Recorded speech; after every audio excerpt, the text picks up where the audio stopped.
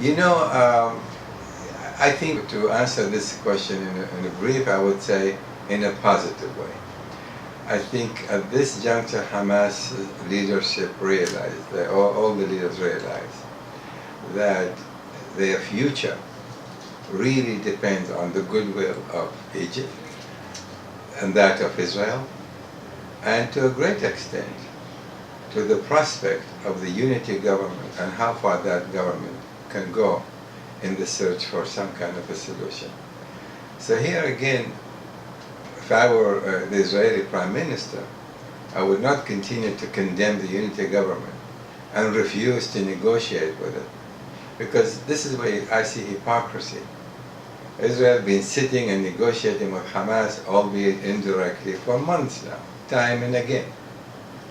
And to suggest that because Hamas is part of the unity government, Israel will not be willing to negotiate, that is rather hypocritical from my perspective. So I think the unity government, it's a positive thing, it should be supported, and I think the United States, the other Arab states should be encouraging now the unity government to move toward re-establishing or resuming the peace negotiations.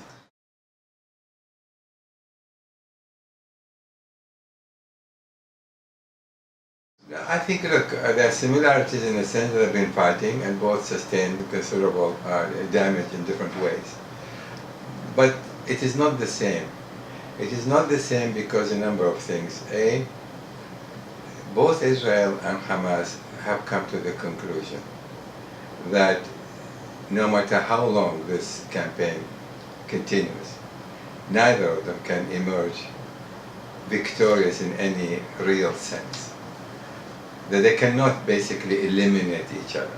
I mean, this is as a given fact, and both have come to that bitter realization.